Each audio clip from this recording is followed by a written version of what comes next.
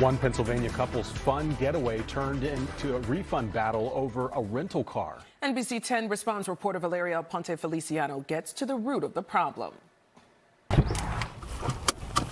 After more than 2 hours on the road in their Honda CR-V hybrid, Al and Christine Harmon finally arrived at a friend's birthday party in Maryland. But as they pulled up to the festivities, something went wrong with their car. That was shaking so hard. I'm thinking, no way am I going to drive this car because there's something seriously wrong. They called roadside assistance. They came and got it. They told us to stay where we were at the party. The Harmon's car was towed to the nearest Honda dealership. They say an employee told them the car had a problem with the engine.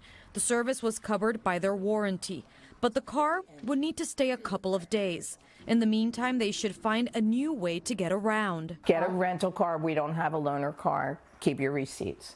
That was all we were told. The Harmons say they were assured they'd be reimbursed by the dealership. He even said, save the receipts from the Uber. Back home in Pennsylvania, they rented a car and kept checking on the repair. Originally, they said a week. Ended up being 3 weeks. I kept calling back. I said, listen, I'd like to get my car back. 3 weeks later, the car was ready. We went back to Maryland to the Honda dealership, and they asked for all the receipts. We gave them copies of all our receipts, and they said they would submit it. The total for the rental was $1,501.40, but the check that arrived in the mail was for less. When we got a check for $800, I said, how can this be? You know, it's total $1,500 and change. Al called the dealership. He was told to file a claim with Honda Corporate. We filed a claim, and they came back with the same thing. The couple wouldn't be getting a full reimbursement. The Harmons kept calling, looking for an explanation. And he said, well, Honda doesn't pay more than $40 a day.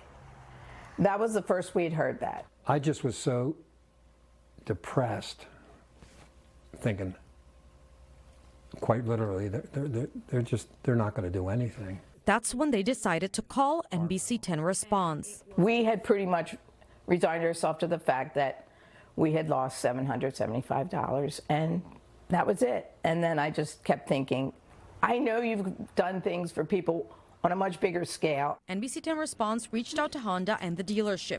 We sent all the documentation the Harmons provided us and asked whether Honda has a policy on rental reimbursement. Honda responded saying, Honda's standard warranty does not cover rental cars, but a loaner vehicle may be provided by the dealership. Every situation is different.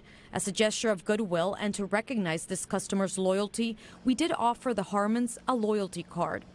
The loyalty card they received was for $776 and can be used at any Honda dealership for services.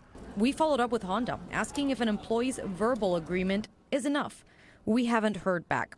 Meanwhile, the dealership is still reviewing the case. I felt like at the end of the line, you guys gave us a lifeline. Guys, it's really important you know the dealership's policy when it comes to rental reimbursements. Some post it on their website. If you get a verbal offer from a dealer, ask about daily maxes and get it in writing. If you have an extended car warranty, check if it includes rental coverage.